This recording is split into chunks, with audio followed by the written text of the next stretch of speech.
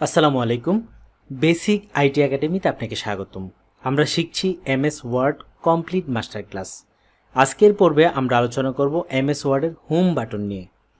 আর video শুরু থেকে শেষ পর্যন্ত আমি আশিক জুনাইদ রয়েছি আপনাদের সাথে। তো চলুন শুরু করি। তো এই হোম বাটনের যে কাজগুলো আমরা শিখবো সেটা হচ্ছে এই রিবনের মধ্যে সবগুলো কাজ দেওয়া আছে। এই কাজগুলোকে আবার 5টা ভাগে ভাগ করা হয়েছে। একটা হচ্ছে ক্লিপবোর্ড, তারপর হচ্ছে ফন্ট, প্যারাগ্রাফ, স্টাইল এবং এডিটিং। আর এগুলিকে বলা হয় গ্রুপ। তো আমরা আজকে যে গ্রুপের কাজটি দিয়ে শুরু করবো সেটা হচ্ছে ফন্ট। ফন্টের মধ্যে কিন্তু অনেকগুলো কাজ রয়েছে, তো আমরা একে একে সবগুলো কাজ দেখব। শুরুতেই আমরা যে কাজটা দেখব সেটা হচ্ছে ফন্ট স্টাইল বা ফন্ট। এটা হচ্ছে ফন্ট স্টাইল বা ফন্ট। আমরা যখন এই এরোচনীতে ক্লিক করে দেব তখন আমরা কিন্তু এখানে যে ফন্টগুলো রয়েছে সবগুলো ফন্ট দেখতে পাবো। এখানে দেখেন অনেকগুলো ফন্ট দেওয়া আছে। আমরা যদি কোনো একটা লাইনকে সিলেক্ট করে দিই তাহলে আমরা এই ফন্টের কাজটা বুঝতে পারবো। তো শুরুতে আমি আমার টাইটেলটাকে সিলেক্ট করে দিচ্ছি, বেসিক আইটি একাডেমি, এটাকে সিলেক্ট করে দিলাম। দেওয়ার পর আমি এখানে ফন্ট অপশনে চলে গেলাম। আমি যখন এই ফন্টের এরোচনীতে ক্লিক করে দেব তখন দেখেন এখানে কিন্তু অনেকগুলো ফন্ট দেওয়া আছে। তো আমরা যখন এখান থেকে এই যে স্ক্রল বার দেখতে পাচ্ছেন এখানে চাপ দিয়ে ধরে যখন নিচের দিকে যেতে থাকবো তখন কিন্তু যতগুলো ফন্ট আমার কম্পিউটারে দেওয়া আছে সবগুলো ফন্ট এখান থেকে দেখতে পারবো। ফন্ট মানে হচ্ছে শুধু ফন্ট না, এখানে বিভিন্ন ধরনের স্টাইলিশ ফন্ট দেওয়া আছে। আমরা চাইলে এখান থেকে যে কোনো ধরনের ফন্ট সিলেক্ট করে কিন্তু এই লেখাটাকে চেঞ্জ করে দিতে পারি। তো আমার যদি মনে হয় এখান থেকে এই ফন্টটা দিতে চাই তখন কিন্তু এটা সিলেক্ট করে ক্লিক করে দিলে কিন্তু এই ফন্টটা চেঞ্জ হয়ে আমার যে বেসিক আইটি একাডেমি এটা পরিবর্তন হয়ে যাবে। এবং আমি যদি চাই যে এখান থেকে এই ফন্টটা দেবো সেটাও করতে পারি। এখান থেকে খুঁজে খুঁজে কিন্তু আমি ফন্ট চেঞ্জ করতে পারবো। দেখেন এখান থেকে আমি যে ফন্টটার উপরে নেব সেই ফন্টটা কিন্তু এখানে আমরা দেখতে পারবো যে কীরকম ডিজাইন হবে। ঠিক আছে, আমি যদি এটাকে আরও উপরে নিই এটা এরকম ডিজাইন, তারপর এখান থেকে যদি এটা নেই এটা এরকম ডিজাইন। আমি যদি এটা ক্লিক করে দিই দেখেন আমার বেসিক আইটি একাডেমি কীরকম সুন্দর ডিজাইন একটা হয়ে গেল। আমি যদি এখান থেকে আরও চেঞ্জ করতে যাই এই লেখাটাকে আমি সিলেক্ট করে দিলাম। দেওয়ার পর আমি এখানে ফন্ট অপশনে চলে যাব। যাওয়ার পর এখান থেকে এই যে যত নিচের দিকে যাব ততই ডিজাইন পাবো। আমি এখানে ইংলিশ যে ফন্টগুলো রয়েছে আমি শুধু এগুলোর উপরে এই কার্সরটা নিয়ে যাব তাইলে হবে। আমি মাউসের যে চাকা রয়েছে সেটা ঘুরিয়ে ঘুরিয়ে কিন্তু নিচে যেতে পারি, অথবা স্ক্রল বার দিয়েও কিন্তু আমি এখান থেকে নিচে যেতে পারি।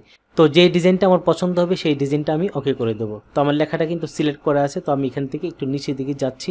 সময় করে কিন্তু এখান থেকে আপনি যে ডিজাইন পছন্দ হয় সেই ডিজাইনেই আপনি কিন্তু লেখা লিখতে পারেন। তো দেখেন আমার এটাও পছন্দ হলো না। তো আসলে এখানে অনেক সময়ের ব্যাপার। আপনি এখান থেকে অনেক ডিজাইন রয়েছে, আপনি পছন্দ করে করে এখান থেকে কিন্তু যে কোনো ডিজাইনে আপনি আপনার লেখাটাকে ডিজাইন করতে পারেন। এটা শুধু এই লেখাটা না, শিরোনাম না, আপনি যে কোনো লেখাকে কিন্তু পরিবর্তন করে এই ডিজাইন নিয়ে আসতে পারেন। ঠিক আছে, আমি যদি এই ডিজাইনটা দিয়ে দিই দেখেন এটা ক্লিক করে দিলাম তখন কিন্তু এই ডিজাইনটা হয়ে গেল। আচ্ছা, এখন যে বিষয়টা গুরুত্বপূর্ণ সেটা হচ্ছে ফন্ট কিন্তু কয়েক হাজার থাকতে পারে আপনার ফন্ট স্টাইলের মধ্যে। তো এখান থেকে যেটা হচ্ছে স্ট্যান্ডার্ড ফন্ট সেটা হচ্ছে টাইমস নিউ রোমান, মানে ইংলিশ লেখার জন্য সবচেয়ে স্ট্যান্ডার্ড যে ফরম্যাটে সবাই লিখে। আপনি কোনো দোকানে যদি টাইপ করতে যান তারা যেভাবে লিখবে, বা অফিস আদালতে যে ফন্টটাকে সবাই গ্রহণ করেছে বা যেটা হচ্ছে স্ট্যান্ডার্ড ফরম্যাট সেটা হচ্ছে টাইমস নিউ রোমান। তো আমি যদি এই লেখাটাকে সিলেক্ট করে দিই, সিলেক্ট করে আমি এই যে এখানে এলোচনীতে চলে গেলাম ফন্টের, এবং এখান থেকে দেখতে পাচ্ছেন যে টাইমস নিউ রোমান কিন্তু এখানে দেওয়া আছে। এই যে টাইমস নিউ রোমান যখন আমি সিলেক্ট করে দিব তখন কিন্তু আমার যে শিরোনামটি বা টাইটেল লেখাটি সেটা কিন্তু টাইমস নিউ রোমানে পরিবর্তন হয়ে গেল, এবং টাইমস নিউ রোমান আমার শিরোনাম হয়ে গেল। এখন যদি নিচের লেখাতে আমি ক্লিক করি দেখেন এটা কিন্তু টাইমস নিউ রোমান না। আমি চাইলে এই সবগুলো লেখাকে টাইমস নিউ রোমানে নিয়ে আসতে পারি, আর তার জন্য সবগুলো লেখাকে আমার সিলেক্ট করতে হবে। করার পর আমি এরোচনীতে যাব এবং এখান থেকে টাইমস নিউ রোমান আমি সিলেক্ট করে দেব। এবং চাইলে আমি পুরো লেখাটাকে কিন্তু ভিন্ন ভিন্ন ফন্টেও চেঞ্জ করতে পারি। আমি সিলেক্ট করে দিলাম, দেওয়ার পর এখান থেকে আমি যদি চাই যে এই ডিজাইনটা দেব, সবগুলো লেখা কিন্তু এই ডিজাইন হয়ে গেল। আমি যদি চাই এই ডিজাইনটা দেব, আমি যদি চাই এটা দেব, আমি ক্লিক করে দিলাম। এখন দেখেন পুরা পেজের লেখা কিন্তু ওই ফন্ট স্টাইলে পরিবর্তন হয়ে গেল। আমি যদি আবার ব্যাকে যেতে চাই কন্ট্রোল জেটে দেব তখন কিন্তু আবার আগের জায়গায় চলে আসলাম। তো আমি এখান থেকে কিন্তু খুব সহজেই টাইমস নিউ রোমান দিয়ে অথবা অন্য কোনো ফন্ট দিয়ে আমার যে লেখার ডিজাইন পরিবর্তন করতে পারে। এটা হচ্ছে ফন্ট, ঠিক আছে। এবং ফন্টের পরেই যে অপশনটা রয়েছে সেটা হচ্ছে ফন্ট সাইজ। আমরা যদি এই পেজের লেখার স্টাইলটাকে পরিবর্তনের সাথে সাথে সাইজটাও পরিবর্তন করতে চাই, তখন কিন্তু আমরা এই ফন্ট সাইজ দিয়ে সাইজ পরিবর্তন করব। তো আমরা এখানে দেখি যে এই এরোচনীতে যখন ক্লিক করি আমাদের লেখার সাইজ কিন্তু 12 দেওয়া আছে, 12 সাইজ দেওয়া আছে। আমি চাইলে এই লেখাটাকে বড় করতে পারি, যে সাইজ দিতে চাই সেই সাইজ আমি এখান থেকে দিতে পারবো। তো এখান থেকে যদি আমি একটা লেখাকে সিলেক্ট করে দেই, আমি এই লেখাটাকে সিলেক্ট করতে পারি, অথবা এখানে যে প্যারাগ্রাফ রয়েছে একটা প্যারা রয়েছে, আমি এটাকে সিলেক্ট করে দিলাম। দেওয়ার পর আমি চাচ্ছি যে না, এই প্যারাটা আমি 14 দিতে চাই, তো আমি এখান থেকে 14 দিয়ে দেবো। আমি যদি 16, 18, 20 2 করে বাড়বে, আমি এখান থেকে এইভাবে কিন্তু দিতে পারি, একদম সর্বোচ্চ 72 পর্যন্ত এখান থেকে দিতে পারি। আমি দিয়ে দিলাম, দেখেন এখন লেখাটা কিন্তু অনেক বড় হয়ে গেল, ঠিক আছে, এবং পুরো পেজে হয়ে গেল। এবং এখান থেকে যদি আমি চাই যে না, আমি এই লেখাটাকে আগের জায়গায় নিতে চাই, তখন আমি চাইলে এখান থেকে এরোচনীতে ধরে 12তে যখন ক্লিক করে দিব তখন সেটা 12 সাইজে চলে আসবে। আবার চাইলে আমি এখান থেকে এভাবে সিলেক্ট করে লিখেও দিতে পারবো। আমি যদি কিবোর্ড থেকে এখানে 12 লিখে দিলাম, লেখার পর যদি আমি ইন্টারে চাপ দিয়ে দিই, তখন দেখেন সিলেক্ট করা লেখাটা কিন্তু আমার এখানে 12 সাইজে চলে আসলো। আবার চাইলে এটাকে আমি অনেক বড় করতে পারি, সিলেক্ট করে আমি যদি এখানে 50 দিয়ে দিই, অথবা 100 দিয়ে দিলাম, আমি 100 দিয়ে দিই। 100 দিয়ে যখন আমি ইন্টারে চাপ দিব, আমার লেখাটা কিন্তু 100 সাইজ হয়ে গেল। তো এখান থেকে নর্মালি আমি 12 সাইজে রাখবো। স্ট্যান্ডার্ড ফরম্যাট হচ্ছে 12। আপনি যখন কোনো টাইপ করবেন কোনো একটা পেজের কাজে, কোনো একটা অফিস কাজে, তখন কিন্তু এই 12 সাইজটা হচ্ছে সব জায়গায় গ্রহণযোগ্য। তো আপনি চাইলে যত ইচ্ছা ফন্ট বাড়িয়ে নিতে পারেন, আবার কমিয়ে নিতে পারেন, কিন্তু স্ট্যান্ডার্ড ফরম্যাট হচ্ছে 12 সাইজ। আর এটার লেখার ফন্টের স্টাইল হচ্ছে টাইমস নিউ রোমান। এই দুইটা জিনিস আপনারা মনে রাখবেন। চাইলে আপনি একটা খাতার মধ্যে কিন্তু এই বিষয়গুলো নোট ডাউন করে রাখতে পারেন, কারণ পরবর্তীতে যখন আপনি আরও সামনে যাবেন তখন কিন্তু পিছনে এই বিষয়গুলো আপনার মনে থাকবে না। তাই আপনি চাইলে একটা নোট খাতা করে বা একটা আলাদা খাতা করে সেখানে কিন্তু এই ছোটোখাটো বিষয়গুলো আপনি নোট ডাউন করে রাখতে পারেন। আচ্ছা, তারপর আমরা যে বিষয়টা শিখবো সেটা হচ্ছে, আমি যদি চাই এই লেখাটাকে ক্লিক করে করে বড় করতে, এক্সারসাইজ করে, আমি এই লেখাটাকে সিলেক্ট করে দিলাম, অথবা এই লেখাটাকে সিলেক্ট করে দিলাম, যে বেসিক আইটি একাডেমি করার পর এই যে দেখতে পাচ্ছেন এই ফন্টের পরে আরেকটা অপশন রয়েছে, সেটা হচ্ছে ইনক্রিজ ফন্ট সাইজ। আমরা এখান থেকে যদি এই যে এর মধ্যে ক্লিক করে দিই, এটা হচ্ছে ইনক্রিজ, আর এই পাশে যেটা আছে সেটা হচ্ছে ডিক্রিজ ফন্ট সাইজ। তো আমি যদি এই লেখাটা সিলেক্ট করতে পারি, অথবা পুরো লেখাটাকে সিলেক্ট করতে পারি, তো আমি এই বেসিক আইটি লেখা যে শিরোনাম সেটা দিয়ে দেখাচ্ছি। আমি সিলেক্ট করে দিলাম, দেওয়ার পর আমি যখন এই যে ইনক্রিজ ফন্ট সাইজে ক্লিক করে দেব, তখন যত ক্লিক করব লেখা কিন্তু বড় হতে থাকবে।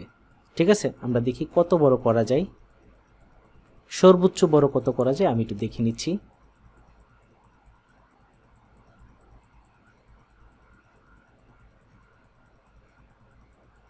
সাতশো, 800, 1000। আমরা হয়তো আরও অনেক বড় করতে পারবো, কিন্তু আমি আর ওইদিকে যাচ্ছি না। এটা এত বড় হয়েছে যে এখন পুরা পেজে শুধু একটা অক্ষরের একটা সাইড দেখা যাচ্ছে। এটা হচ্ছে 1080। এটা হয়তো আরও অনেক বড় করা যাবে, আমি জানি না কত বড় করা যাবে।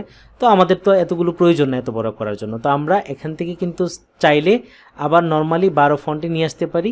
আবার এখান থেকে এই যে এখানে দেখতে পাচ্ছেন এটা হচ্ছে ডিক্রিজ ফন্ট সাইজ। আমরা যখন এখানে ক্লিক করব তখন কিন্তু আস্তে আস্তে এখান থেকে কমতে থাকবে। আমরা যদি একটু একটু করে কমাতে চাই, তখন এখান থেকে এইভাবে ডিক্রিজ বা ইনক্রিজ দিয়ে কিন্তু কম বেশি করতে পারবো। আর চাইলে এখান থেকে একটা চাপ দিয়ে কিন্তু একদম 12তে নিয়ে আসতে পারবো। ঠিক আছে, লেখা কিন্তু 12 সাইজে চলে আসছে। লেখাটা কিন্তু আমার সিলেক্ট করা আছে, এখন কিন্তু এই লেখাটা 12 সাইজ। তো নর্মালি শিরোনামটা একটু বড় হয়, তো আমি এখান থেকে একটু বড় করে দেবো শিরোনামটা, যাতে সুন্দর লাগে দেখতে, যে হ্যাঁ এটা একটা শিরোনাম, দেখলে বোঝা যাবে। ঠিক আছে, তো শিরোনামটাকে আমি বড় করে দিলাম। ঠিক আছে, তো আমরা চাইলে এইখান থেকে বড় করতে পারি, আবার এখানে ইনক্রিজ বা ডিক্রিজ দিয়ে কিন্তু সাইজটাকে বড় করতে পারি। তো এখন আমরা যে কাজটা দেখবো সেটা হচ্ছে, এই ফন্টটা লিখলাম কিন্তু এই ফন্টের কালারটা হচ্ছে কালো। আমি চাচ্ছি যে এটাকে ভিন্ন কালার দিয়ে একটু সুন্দর করব, এই লেখাটা যাতে সুন্দর লাগে।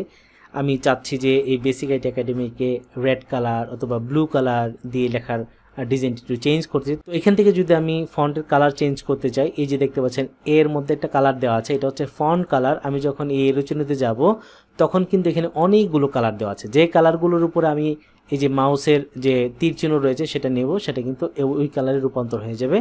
এখানে অবশ্য কালারগুলো একটু হালকা হালকা, আমি যদি চাই যে একদম পরিপূর্ণ কালার, ফিল কালার পুরাটা, এখান থেকে আমি চাইলে এই যে ফিল কালার দিতে পারি। এই যে রেড দেখতে পাচ্ছেন, তারপরে ইয়েলো দেখতে পাচ্ছেন, হ্যাঁ, তারপর হচ্ছে গ্রিন, তারপর হচ্ছে ব্লু। ঠিক আছে, অনেকগুলো কালার দেওয়া আছে। আমি এখান থেকে রেড দিয়ে দিচ্ছি, যেহেতু রেড কালারটা এখানে সুন্দর লাগতেছে, তো আমি রেড কালারটা দিয়ে দিলাম। তো এই লেখাটাকে আরেকটু বড় করে নেই, তাহলে কিন্তু আরও সুন্দর লাগবে। আমি এটাকে 26, 36 দিলাম, ঠিক আছে। এই লেখাটাকে আমি বড় করে দিলাম। তো এখন কিন্তু কালারটা আমি চেঞ্জ করলাম। তো আপনি যদি চান যে এটা না, আপনি এই লাইনটাকে বা এখানের একটা প্যারাকে আপনি আলাদা করে কালার দিতে চান, তো শুরুতেই এই লেখাটাকে সিলেক্ট করে নিতে হবে। তো সিলেক্ট কীভাবে করতে হয় তা কিন্তু আপনারা জানেন। এখান থেকে এভাবে টান দিয়েও সিলেক্ট করতে পারেন, আবার উপর থেকে নিচেও টান দিয়ে সিলেক্ট করা যায়, ঠিক আছে। তো আমি এতটুকু সিলেক্ট করে দিলাম। দেওয়ার পর এখান থেকে ফন্ট কালারে চলে গেলাম। যাওয়ার পর আপনি যদি এখান থেকে কালার দিতে চান, আমি এটাকে একটু ব্লু কালার দিয়ে দিই। ব্লু কালার অবশ্য দেখা যাচ্ছে না, আমি এখান থেকে গ্রিন কালার দিয়ে দিলাম, ঠিক আছে। এটা হচ্ছে গ্রিন কালার।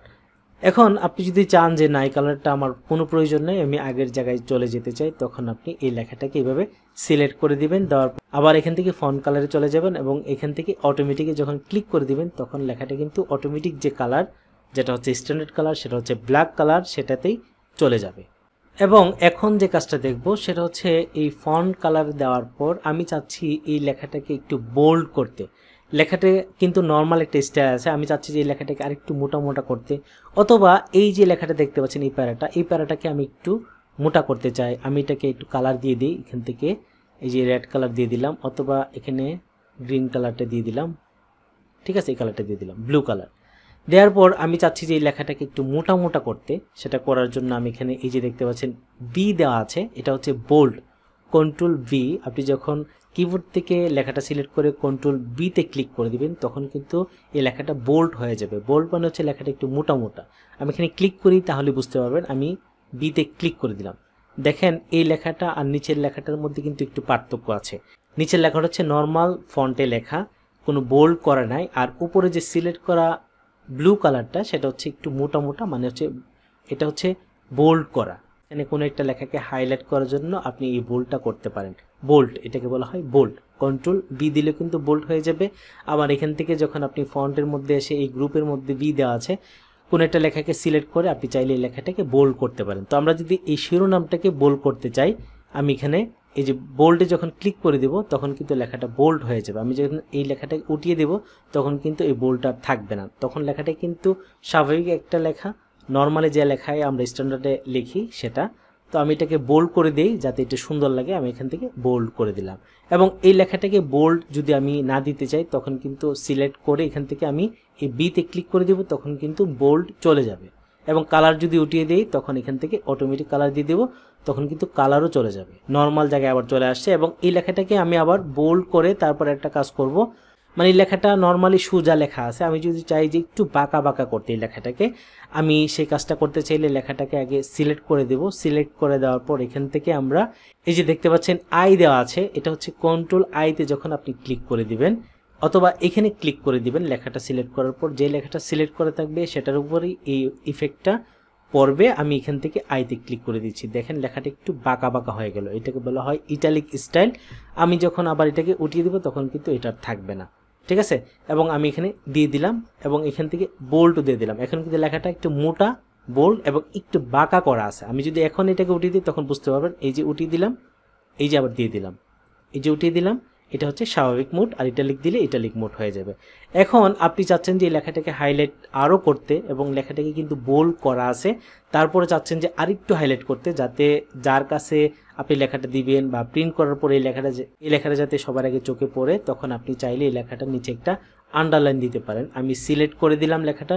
সিলেক্ট করার পর এখান থেকে যখন ইউতে ক্লিক করে দেবো, এটা হচ্ছে কন্ট্রোল ইউতে যখন আপনি চাপ দিবেন কিবোর্ড থেকে, তখন কিন্তু এটা আন্ডারলাইনটা ইফেক্টটা পড়বে। আমি এখান থেকে ইউতে ক্লিক করে দিলাম, দেখেন লেখাটার নিচে কিন্তু একটা আন্ডারলাইন চলে আসছে। আমি যদি এখান থেকে কন্ট্রোল ইউতে চাপ দিই, এখন কিন্তু আন্ডারলাইন চলে গেল। আবার যদি কিবোর্ড থেকে কন্ট্রোল ইউতে চাপ দিই, তখন কিন্তু আন্ডারলাইন চলে আসছে, ঠিক আছে। এবং এখান থেকে যদি কন্ট্রোল আইতে ক্লিক করে দেই, তখন কিন্তু লেখাটা বাঁকা হয়ে গেল। আবার কন্ট্রোল আইতে চাপ দিলে লেখাটা কিন্তু যে বাঁকা অবস্থা ইটালিকটা চলে গেল। এবং এখান থেকে যদি কন্ট্রোল বিতে ক্লিক করে দিই, তখন দেখেন বোল্ডটা চলে গেল। আবার কন্ট্রোল বিতে যখন ক্লিক করি, তখন কিন্তু বোল্ডটা হয়ে গেল, বোল্ড, ঠিক আছে।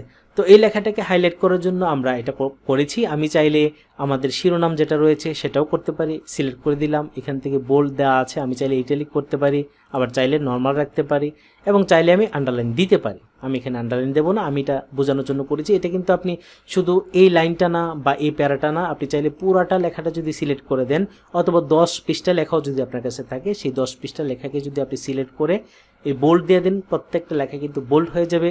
আই দিলে, কন্ট্রোল আই দিলে, অথবা এখানে যখন আপনি আইতে ক্লিক করবেন তখন ইটালিক হয়ে যাবে, এবং এখান থেকে যখন ইউতে ক্লিক করে দিবেন তখন কিন্তু এই লেখাটাকে প্রত্যেকটা লেখার নিচে আন্ডারলাইন চলে আসবে।